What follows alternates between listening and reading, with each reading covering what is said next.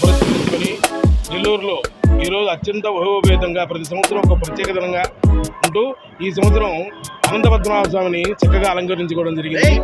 అనాదిగా ఈ దేవతామూర్తులలో తోటలో తీసుకురావడం జరిగేది. రెండుది ఆ తోటలన్నీ కూడా మనమయమైనవి కాబట్టి అన్ని భవనాలన్నీ ఏర్పడ్డాయి కాబట్టి దానికి అనుగుణంగా ఒక ప్రత్యేక స్థలంలో స్వామివారిని అలంకరించుకొని దేవతామూర్తులను కూడా ప్రదర్శించడం జరిగింది. ఈ సంవత్సరం ప్రత్యేకించి అనంత పద్మనాభ స్వామిని 12 అడుగుల్లో అలంకరించి స్వామిని అందరికీ దర్శనం ఏర్పాటు చేయడం జరిగింది. అందరికీ నమస్కారం అండి. నూతన సంవత్సరం మరియు సంక్రాంతి శుభాకాంక్షలు అండి.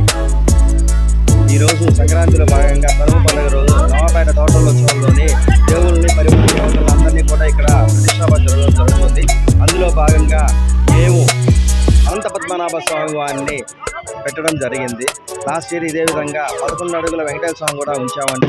భక్తులందరూ వచ్చి దర్శనం చేసుకొని పోయారు. ఇదే విధంగా ఈ సంవత్సరం కూడా అనంత పద్మనాభ స్వామిని భక్తులందరూ వచ్చి దర్శనం చేసి తీర్థప్రసాదాలు తీసుకునేందుగా కోరుచున్నామండి. పోయిన సంవత్సరం ఇలాగే తోటలో అందరూ వచ్చే విధంగా వెంకటేశ్వర స్వామిని పెట్టాము. ఈ సంవత్సరం అనంత పద్మనాభ స్వామిని పెట్టాము.